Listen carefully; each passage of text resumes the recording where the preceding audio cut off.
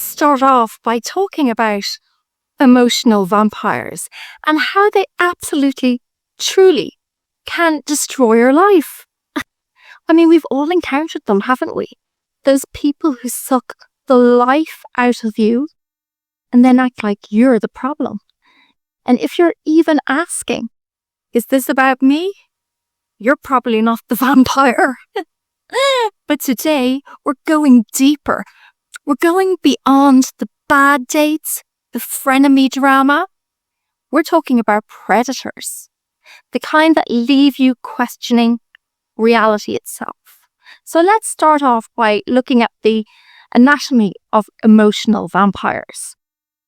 Let's start with what we're dealing with, because these aren't your run-of-the-mill annoying people. No, these predators are practically artists, emotional Michelangelos, who sculpt chaos out of your happiness.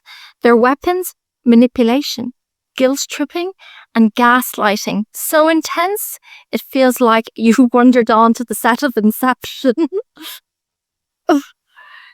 They don't just take you. They redefine you. They twist you up. They make you doubt yourself. And then they act like they're doing you a favor. And by the time you realize what's happening, you're an emotional husk, trying to remember your own name. Oof. So let's look at our first case study, Ike and Tina Turner, because Tina Turner is the ultimate comeback queen. So let's talk about the legend herself. Her ex, Ike, wasn't just abusive. He was a one-man psychological demolition crew. Every insult, every punch, every attempt to control her was designed to crush her spirit. And that's the hallmark of these emotional vampires. They don't just hurt you, they strip away your identity until you're basically whatever they want you to be. But here's where Tina flipped the script. Okay, so she did something powerful. She didn't just survive, she thrived. She left him, rebuilt herself, and turned her pain into power. She became a global icon while teaching us amazing lessons in resilience. Her words still give me chills. She said, "I'd rather lose a week of sleep and work than to have him keeping me out all night, beating me up." That wasn't just a statement. It was a declaration of how bad things got. She wasn't just surviving. She started fighting back and she won. But let's now look at another arch manipulator, Amber Heard, because not all emotional vampires are men and they're not all so obvious.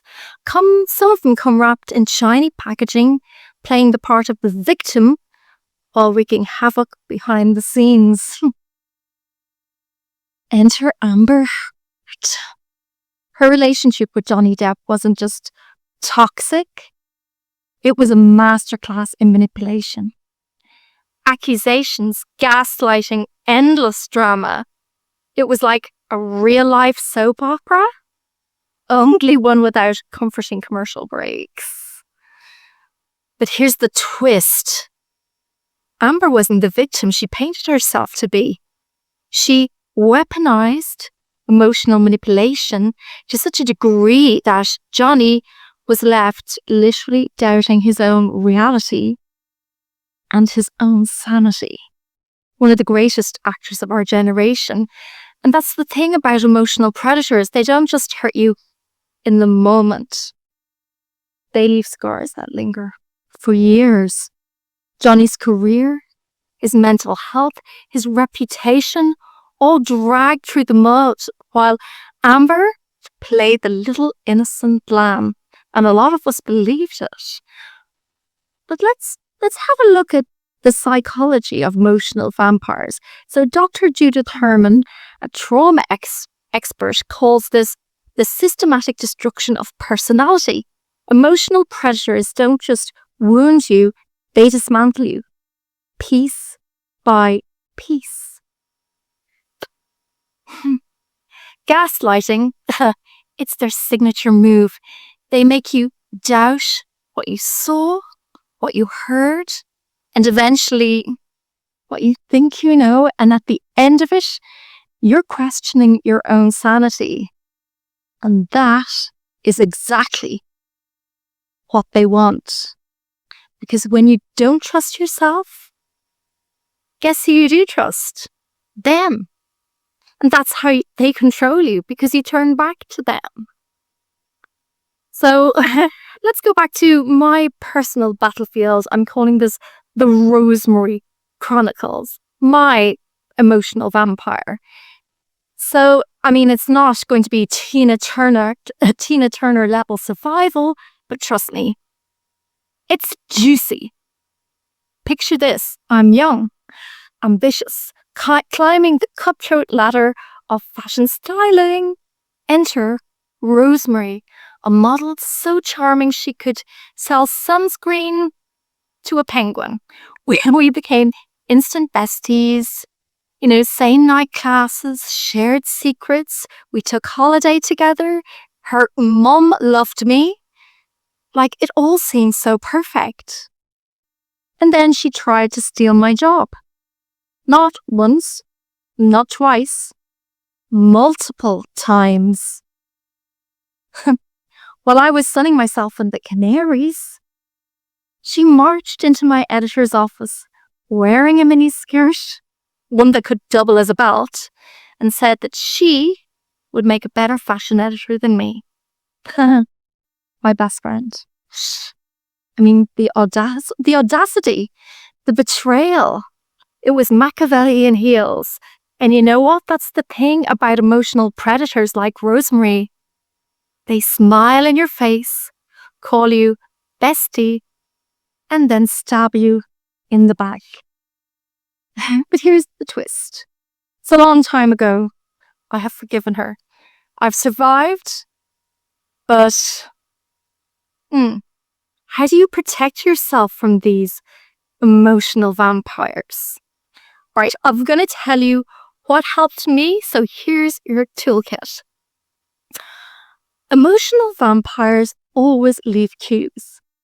Exhaustion, self-doubt, and that nagging feeling that something's off, and it's all there.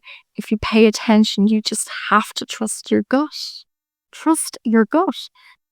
Set boundaries like a fortress, because no is full sentence. You don't owe anyone your time, energy, or sanity. And if somebody crosses your boundaries, bye-bye, darling. Guard your heart, because you're not responsible for fixing anyone else's emotional mess. Emotional predators thrive on chaos, so don't let them drag you into their crazy-ass storm. Protect your peace like your life depends on it. Remember Tina Turner? She didn't just escape, she transformed. She turned pain into power, and so can you, because your trauma does not define you. Your scars are not your story. And here's the thing. You can get the happy ending you've always wished for. And it can be glorious, because survivors aren't victims. We're warriors. And warriors don't just survive, they thrive. Okay?